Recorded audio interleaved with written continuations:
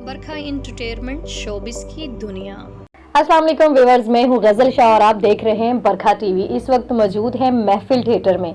तो आज महफिल थिएटर आने का एक ख़ास मकसद था। मकसद ये था कि ड्रामे का नाम बड़ा खूबसूरत था, मुझे बड़ा अच्छा लगा। मैंने रात देखा कि गूंगी औरत, गूंगी औरत, औरत तो हमेशा से गूंगी रही है। हम हाजिर हुए हैं शाहिद खान साहब के साथ। अस्सलाम वालेकुम। जी वालेकुम सलाम, कैसी हैं आप? मैं ठीक ठाक हूँ। मैंने कहा हमेशा की तरह प्यारी। अच्छा। जी, इस ड्रामे गूंगी औरत में जी। मेरे लिए एक बड़ा और चैलेंज था नूरी नत के बाद, क्योंकि उसमें तो थोड़ी सी कॉमेडी में करता था। हाँ जी, बिल्कुल। ये एक जालिम वडेरे का रोल था। अच्छा। कि जो चीज उसे पसंद आती है, वो किसी की बहू है, किसी की बेटी है, अच्छा। तो वो उसको हासिल करना चाहता है। अच्छा। लालची है और अपनी बेटी को ख्वाहिश उसकी पूरी नहीं करने देता। अच्छा। उसके बारे में कहता कि उसे कत्ल कर दो। अच्छा। ये एक लंबा रोल था, लंबी लाइनें थी, विलनिश रोल है और वडेरे का बाबा रोल किया है। हाँ। सरदार दोस्त मोहम्मद छांडियों का रोल किया है बाबा। तो ये इतना लाइव कर लेते हैं। मैंने वो आपका जो देखा है मौला जट का, जितनी बार भी देखा ना उतनी बार ही इतना अच्छा लगा, इतना अच्छा लगा बेइंतहा। ये इतना मुश्किल लाइंस है और ये ड्रामा जो है आप ये सारा करते इजीली हो जाता है याद। चैलेंज ही सब कुछ है। सबसे पहले उसकी रहमत, बिल्कुल। उसकी रहमत के बगैर पत्ता नहीं हिलता। मेरी कोई चालाकी नहीं, उसकी रहमत हो जाती है तो मैं कर जाता हूँ। फिर थोड़ी सी मेहनत करता हूँ।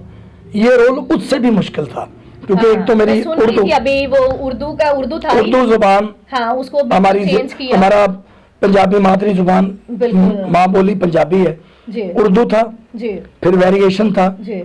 उसमें, फिर उसकी टोन टेम्पो थी वडेरों वाली, वो ज्यादा मुश्किल थी, क्योंकि उर्दू बंदा अपने घर च बच्चे ना बोलता रहता टूटी भजी। तो वो मेरे लिए बड़ा मुश्किल था कि उर्दू भी रहनी चाहिए और वो टोन टेम्पो भी रहनी चाहिए कि वडेरा में लगूं। और बाकी आपने ड्रामा को खुद देखा है, मैं इस काविश में कितना कामयाब हूँ आपसे अच्छा कौन बता सकता है।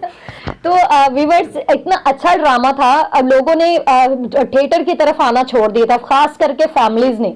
लेकिन डॉक्टर अजमल साहब ने इससे पहले मौला जट का ड्रामा जो लिखा और चला, वो आप सबके सामने ही है, क्योंकि उसकी अच्छी खासी धूम मची और उसको अवार्ड भी मिले और फैमिलीज ने लगातार आना शुरू कर दिया। अब ये गूंगी औरत देखने के लिए भी इतनी फैमिलीज आई हुई हैं, इतने लोग आए हुए हैं और हम भी गूंगी औरत के नाम के पीछे आए हैं कि गूंगी औरत जो है ये किस लिए ये नाम है, डॉक्टर साहब ने किस सोच के साथ ये नाम रखा है? एक्चुअली इस बात का मैं क्रेडिट देना चाहूंगा अपने प्रोड्यूसर सैयद मोहम्मद यूसुफ साहब को। अच्छा। और अपने डायरेक्टर को जी।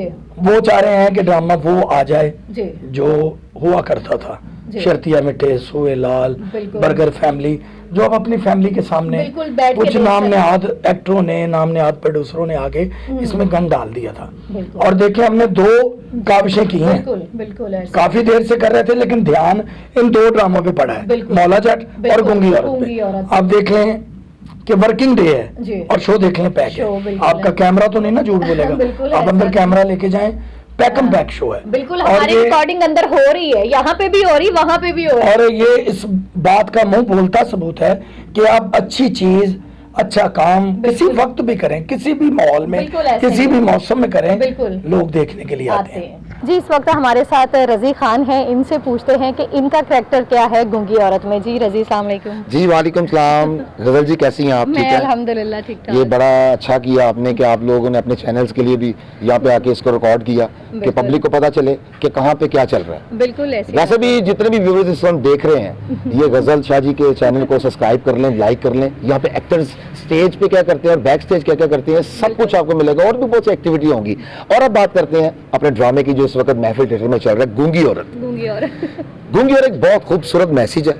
गूंगी औरत में बताया गया है कि इस मुआशरे में औरत को किस तरह दबा कर रखा गया है, और आज जैसे औरत को शौर आ गया है, वो अब गूंगी नहीं रही, वो अपने हक के लिए बोल सकती है। तो एक वडेरे की कहानी है, सिंध की कहानी है। इसमें मैं एक जो काम करने वाला नौकर होता है घर का, गुल्लू का कैरेक्टर कर। अरे बाबा सही, गुल्लू इस पूरे घर का काम करता है, इधर में कोई आम आदमी नहीं करता है। एक गुल्लू सुबह भी करता है, दोपहर को भी करता है, शाम को भी करता है, सारे काम करता है। ड्रामा खत्म हो गया, अब गजल शाह जी का काम कर रहा है। देखो बाबा जबरदस्त। तो बहुत शुक्रिया देखने वालों को मेरी तरफ से बेस्ट विशेष, सलामत रहें, खुश रहें। इस चैनल को जरूर सब्सक्राइब करें, बेल आइकन ऑन करें। बेल आइकन ऑन करेंगे तो गजल शाह जी जब भी कैमरा ऑन करेंगे वो हर चीज आप तक खुद ब खुद पहुंच जाएगी। जी तो व्यूवर, अभी हमारे साथ हैं सुंबल खान, बहुत अच्छी स्टेज आर्टिस्ट भी हैं और टिकटॉक स्टार भी हैं, और ये मुल्तान से लाहौर महफिल थिएटर में ड्रामा कर रही हैं गूंगी औरत। तो इनसे पूछते हैं कि इनका करैक्टर गूंगी औरत में क्या है और यहाँ लाहौर में ड्रामा करके इनको कैसा लग रहा है। जी अस्सलाम वालेकुम। जी वालेकुम सलाम। कैसी हैं आप? ठीक है जी मैं ठीक, आप कैसी हैं? अल्हम्दुलिल्लाह मैं ठीक हूँ। जी। अच्छा सुंबल, बताइएगा कि पहले इससे पहले था ड्रामा मौला जट, जी बिल्कुल। तो अब गूंगी औरत जो ड्रामा है इसमें आपका करैक्टर क्या है? इसमें मेरा एक करैक्टर है कि एक वडेरा साईं है जो कि सिंध का है, और मीन्स उस ना वहाँ पर अभी वो पुराना दौर चल रहा है, उसने की हुई हैं 7 शादियाँ, तो उसकी जो सबसे छोटी बीवी है ना वो मैं हूँ, तो उसके ये करैक्टर है मेरा। जी अच्छा। हाँ जी। तो यहाँ लाहौर में ड्रामा आपको कैसा लग रहा है, कि कैसा लगता है यहाँ ड्रामा करके? जी मुल्तान? बिल्कुल, लाहौर मतलब कि हमारा मेन शहर जी। है, मेन सिटी है। जिस शहर में भी हम परफॉर्म करें तो लाहौर का नाम सबसे पहले आता है। तो हमारे जितने बड़े आर्टिस्ट हैं सारे लाहौर के जी। हैं, और यहाँ पर बाकायदा एक काम होता है, एक ड्रामा होता है, तो बहुत अच्छा लग रहा है मुझे लाहौर में काम करके। जी इस वक्त हमारे साथ मौजूद हैं तोकीर जैदी साहब। इन्होंने भी आज जो है गूंगी औरत में करैक्टर किया। इनसे पूछते हैं कि इनका करैक्टर क्या है और जो इन्होंने करैक्टर किया वो उस करैक्टर को करके इनको कैसा फील हो रहा है। जी अस्सलाम वालेकुम। पहले तो कैसी हैं आप? ठीक हैं अल्हम्दुलिल्लाह। गूंगी औरत, मैं ये डॉक्टर साहब के साथ मेरा सेकंड ड्रामा है मौला जट के बाद, और एक अच्छा सब्जेक्ट डॉक्टर साहब की, जैसे आप उनकी प्रोफाइल देखें तो हर एक ड्रामे के बाद वो चेंज देते हैं। तो गूंगी औरत बेसिकली जो सब्जेक्ट है वो सिंध के वडेरों की कहानी है, जो अपना राज और अपनी रस्में वही पुरानी जो है वो कारोकारी वाली और अपनी धौंस जमा के रखते हैं, सही। और वडेरा निज़ाम जैसे कि अभी भी वहाँ पे चल रहा है, सही। तो उस सब्जेक्ट पे ये ड्रामा है। और इसमें मैं जो वडेरा साईं है उनका बेटा बना हूँ। सही। तो बस ड्रामा आपने देखा है, वो आप बताएं व्यूअर्स को, मैं बताऊंगा तो वो शायद समझेंगे अपने मुंह से तारीफ। बिल्कुल। तो व्यूअर्स, ये जो ड्रामे अब हो रहे हैं, जैसे कि मैंने आपको पहले भी बताया था और अभी भी बता रही हूँ कि ये ड्रामे पहले ड्रामों से अब जैसे कि 4-5 साल से हम लोग भी देख रहे थे कि फैमिलीज जो थी थिएटर्स में आना बंद कर चुकी थी। वो थिएटर्स में नहीं आती थी क्योंकि ड्रामे का ना तो स्क्रिप्ट कोई मजबूत था और ना ही कोई सॉन्ग ऐसे थे जो देखने के काबिल हों। तो इसी तरह अब डॉक्टर अजमल साहब दोबारा से एक बड़ी अच्छी उनकी काविश है और वो ऐसे ड्रामे लिख रहे हैं, ऐसे स्क्रिप्ट बना रहे हैं जिसकी वजह से फैमिलीज़ ने आना शुरू कर दिया। और मैंने आपको पहले बताया कि गूंगी औरत का नाम ही काफ़ी था मेरे लिए।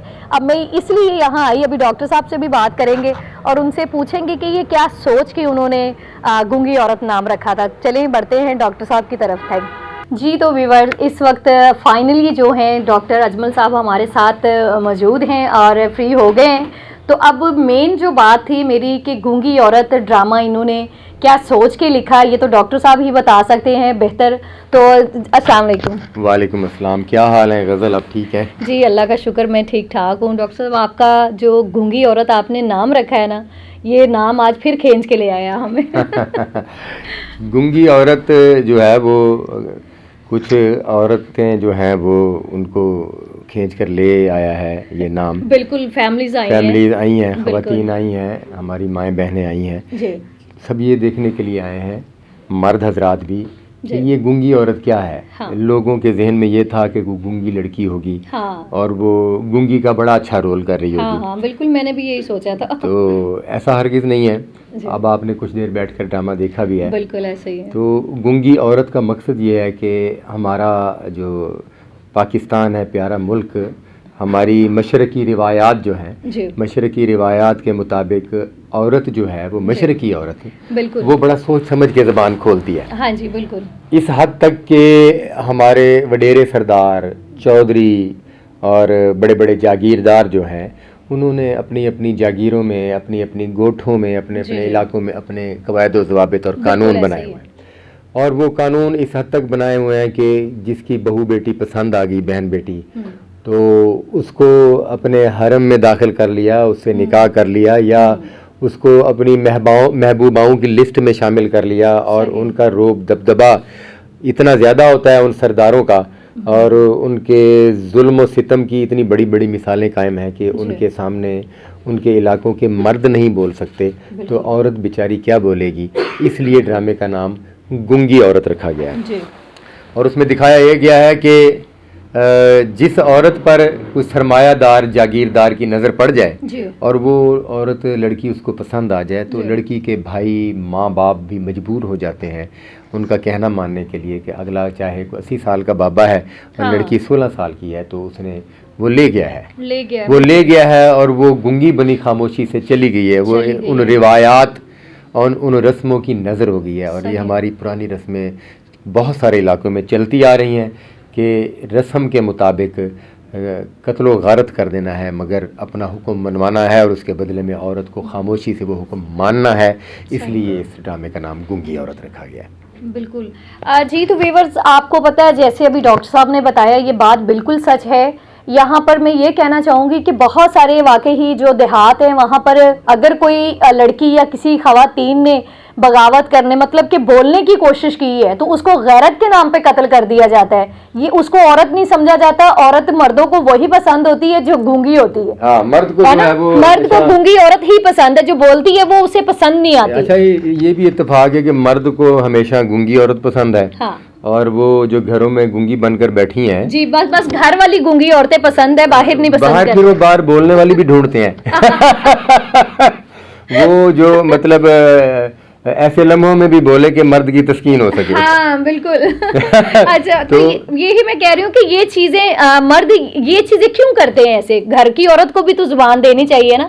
जैसे कि आज आपने भी ड्रामे में दिखाया है। जी, हमने बोलने वाली औरत हाँ जी, बोलने वाली। मैं गूंगी समझ के आई हूँ तो औरत बोल रही है। तो मैंने कहा क्या बात है, मैं गूंगी समझ के आएगी कि वो हाँ करके बोल रही होगी। नहीं, लेकिन वो बड़ा बोली है। नहीं, वो वहाँ करके नहीं बोली। हमने दिखाया ये है कि असल में तालीम की कमी की वजह से, शऊर की कमी की वजह से जो है वो दो चीज़ें होती हैं, दरमियानी रास्ता नहीं है। या तो औरत गूंगी हो जाती है या फिर ज़रूरत से ज़्यादा बोलती है। जब वो ज़रूरत से ज़्यादा बोलती है तो भी माशरे में बिगाड़ पैदा होता है। और जब वो अपने माँ बाप दादा की खुशी के लिए खामोश रहती है और रस्मों की भेंट चढ़ती है, खामोश रहती है, वो भी सही नहीं होती है। दरमियानी रास्ता होना चाहिए, वो है शऊर का। बिल्कुल। शऊर जो है वो तालीम से आता है और जो तालीम याफ्ता लड़की है, तालीम याफ्ता औरत है, वो उसको अपने माँ बाप के अदब का भी ख्याल है, भाई की गैरत का भी ख्याल है, शौहर की इज्जत का भी ख्याल है। और जहाँ उसके साथ ज्यादती हो रही है वहाँ उसको बोलना भी चाहिए। दिखाया हमें ये गया है इस ड्रामे में। बहुत ज़बरदस्त ड्रामा आपने बनाया है। बहुत दिल खुश हुआ है कि फैमिली यही ड्रामे चाहती थी, क्योंकि 5-6 साल से हम देख रहे हैं कि मैं जो देख रही हूँ कि फैमिलीज ने थिएटर्स में आना बंद कर दिया था क्योंकि ड्रामे देखने वाले नहीं थे।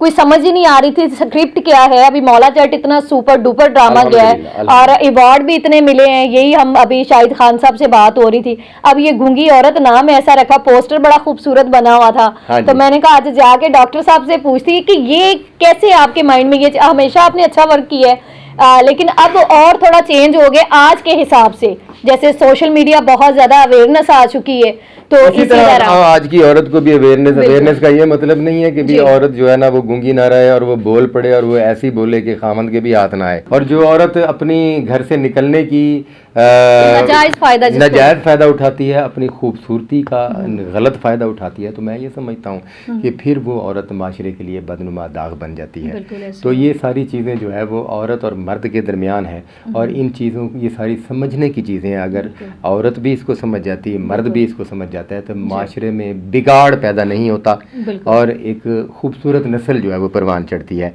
और वो नस्ल जो है वो हमारे माशरे को, हमारे मुल्क को, हमारी मशरकी अक़दार को संवारती है, संभालती है। जी, शुक्रिया, बहुत शुक्रिया। बरखा एंटरटेनमेंट शोबिस की दुनिया।